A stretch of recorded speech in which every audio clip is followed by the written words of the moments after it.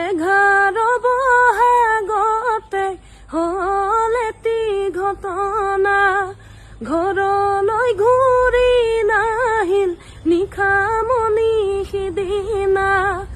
অযুত সপোন বুকুত লৈ নিশামণি হালৈ গুচি গলা দূৰলৈ, মুগাৰ সাজে ৰাঙলী, মুগাৰ সাজে ৰাঙলী হয়।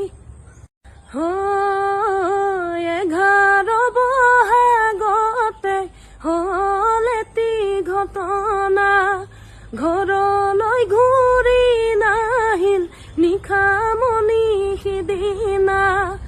অযুত সপোন বুকুত লৈ নিশামণি হালৈ গুচি গলা দূৰলৈ, মুগাৰ সাজে ৰাঙলী।